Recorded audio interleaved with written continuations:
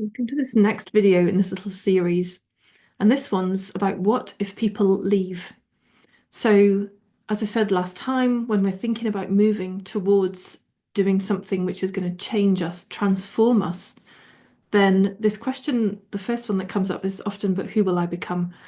And then in the recognition that I could become different, we realize, oh, but what if people leave? What if that means that some people in my life leave me? And quite frankly, yes, that could happen. That has happened for me. And it doesn't mean it's wrong.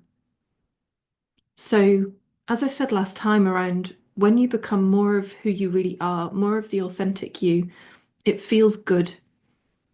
It just feels right because you're coming back home to yourself. And that's who you always were. You were always designed to be. It's natural. It's your natural place to be.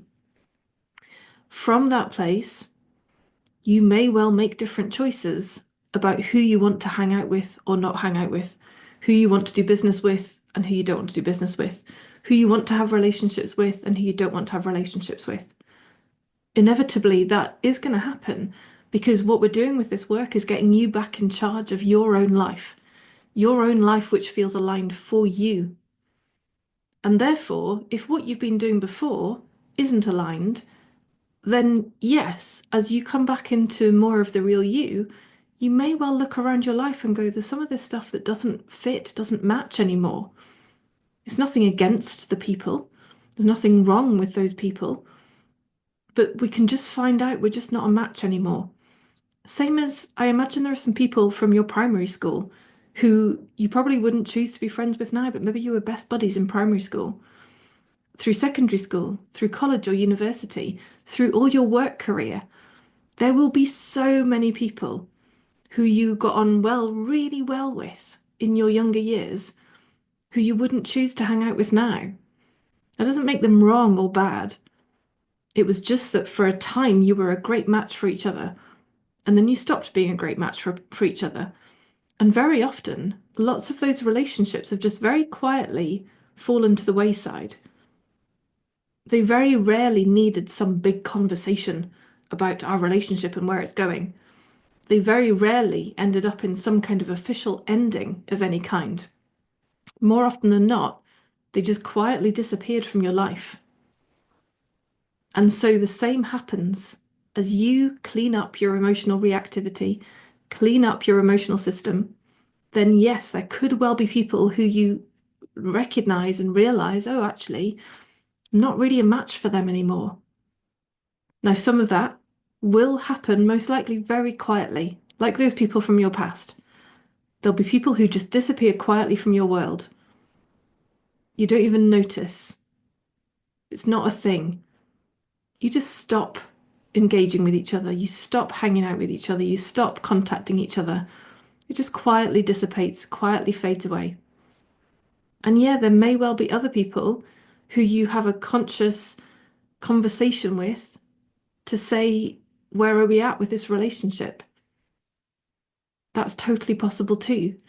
To make it a very obvious thing to say, do we want to continue with this? Does the other person want to join you where you are? Do you want to join them where they are? What does that involve? Do we want to do that? If not, then there's going to be an ending there. And that will be as smooth or as bumpy as it is. There's no predicting that, there's no controlling that. But what I do know, again, from my own experience, there can still be bumpy endings through that process. So I had some that were quiet. I had some that were very conscious, which were communicated very openly. And I've had some that have been bumpier, where they didn't go exactly as I'd have wanted them to. But actually, there was a perfection to that as well, because those ones just showed me there was a negative identity, the very thing we're handling with the Mace Energy Method. There was negative identity stuff around around that very relationship. And so the ending of it was the perfect pointer to show me where there was still more for me to do. There was more work for me to do with the Mace Energy Method to get cleaned up and to move forward healthily. for me in the right way for me. Without that relationship ending, I might never have had the opportunity to see that.